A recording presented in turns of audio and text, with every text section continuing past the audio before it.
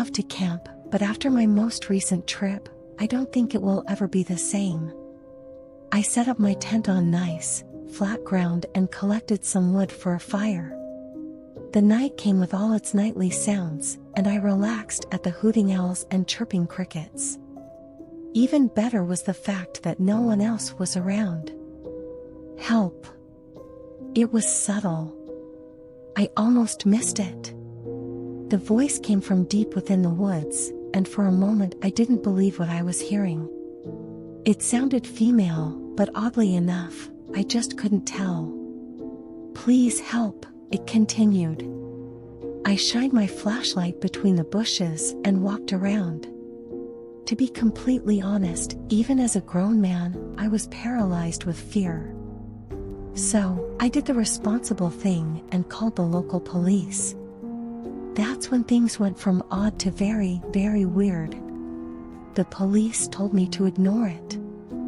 I explained to them that someone could be injured and probably needed medical attention, but they assured me otherwise. When I kept pushing and asked why, they told me, "Sir, if you ever hear that voice again, ignore it. Do not respond, and do not approach."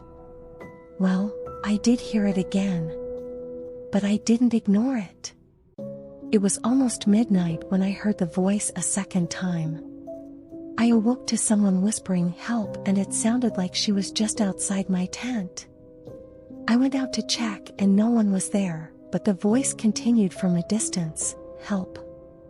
Please." Again, I grabbed my flashlight and looked around the area I was camping. I was too afraid to follow the voice into the woods, especially since the authorities themselves avoided it. But I struggled morally, trying to decide whether I should go and help this person or listen to the police, who were concerned for my safety.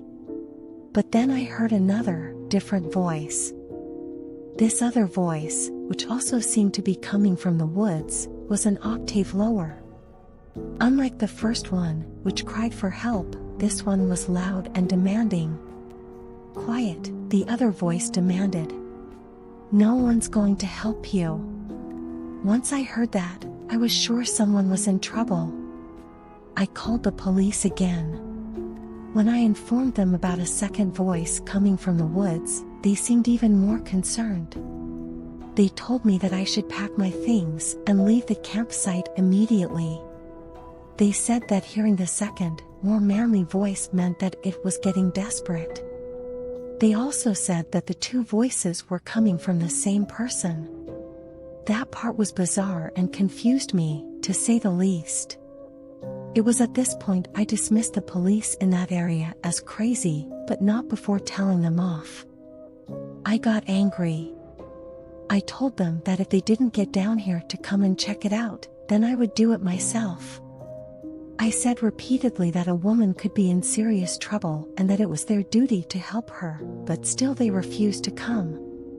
All they kept repeating to me over the phone was, "Do not enter the woods, sir."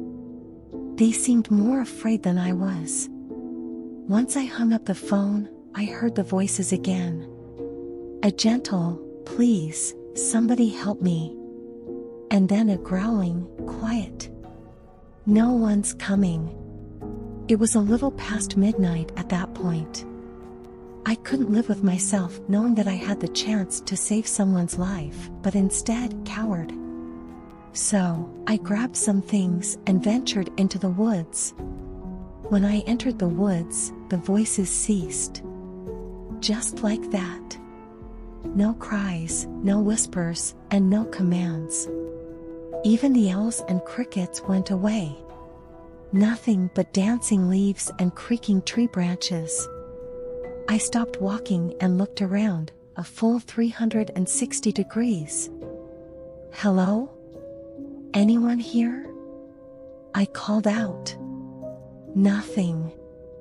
"I'm here to help." I continued. "Where are you? Are you okay?" Still nothing. I thought of calling the police again, then chuckled to myself. I found it strange but somewhat comforting that I didn't find anyone out there. Nonetheless, I was still creeped out, so I packed my things and finally left the campsite. I didn't know why the police, of all people, were so afraid. Worst case, someone was in actual danger and we've all failed them. Best case, morons who think saying "help me" in the middle of nowhere is a great idea for a prank. To be honest, when I heard the voice the very first time, I did think it was a joke. When I heard it the second time, along with that other voice, I became a bit more concerned. And same with the third time I heard it in the woods. But when I heard it again a fourth time, a week after I left the campsite, coming from inside my own house, I became very, very concerned.